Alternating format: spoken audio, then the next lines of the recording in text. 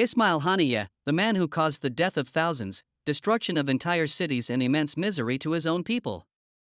Ismail Haniyeh nursed a scotch and nibbled at exotic Ali Pasha kebabs in his luxurious West Bay villa in Qatar while watching the Aljazeera news. Safely ensconced in his villa in Doha, he enjoyed the millions he had made by milking the international aid given to Palestinians and the 20% entry tax on all goods entering Palestine through underground Hamas tunnels. He kept on urging Hamas and Palestinians to fight on.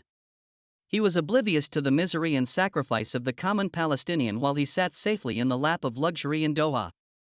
Haniyeh was looking forward to his meeting with the Iranian Defense Minister Mohd.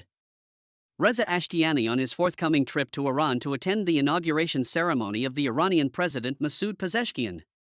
His plan was to persuade and involve the Iranians in direct conflict with Israel so that Israel had to fight on multiple fronts. At exactly the same time, David Barnea, the head of Mossad, gave the green signal to the meticulously planned assassination of the head of Hamas. It was a deeply weighed decision, as in all probability, it would lead to direct conflict with Iran. As soon as the green signal was received from David Barnea, the deeply embedded Mossad agent in Tehran was activated. He knew the plan like the back of his hand, and he checked out the equipment he needed. Not much, just a remote-activated electronic transmitter on which any aircraft or missile could home in when activated. Israel knew that placing a bomb or getting a person to shoot Haniyeh was impossible because Haniyeh's residence in Tehran was guarded like Fort Knox by the Iranian Revolutionary Guard. An airstrike by Israeli Air Force fighters was also out of the question, as Tehran was a long way off and Israeli aircraft would be spotted by Iranian radars well before they crossed the border and would eventually be shot down.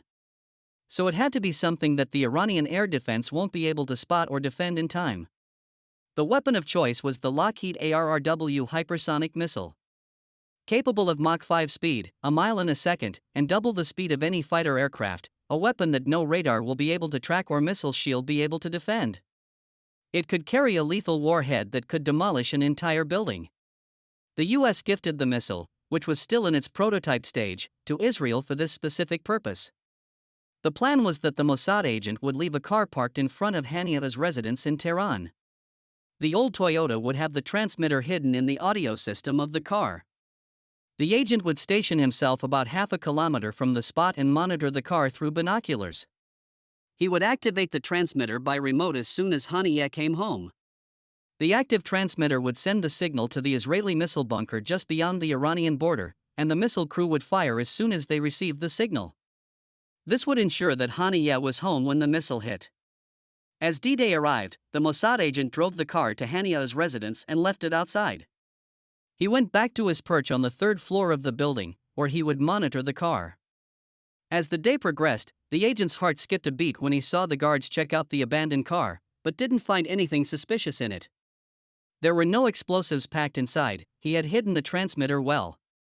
Within minutes, Haniyeh arrived after the inauguration of the Iranian president and went straight in. He had a couple of hours to spare before his meeting with the defense minister, so he called a private number and asked his Iranian mistress to come over. He was blissfully unaware that the Mossad agent had already activated the transmitter and a hypersonic missile was screaming towards him at over 6,000 kilometers per hour. The missile took 16 minutes to reach Tehran, 1,000 miles away from the Israeli border, at Mach 5 speed. It smashed into Haniyeh's residence and reduced Haniyeh to Kima. The Hamas couldn't even find any human remains to bury their esteemed leader. The demon was dead, vaporized. Mossad's mission was accomplished, and Israel prepared for the Iranian and Hamas combined retaliation.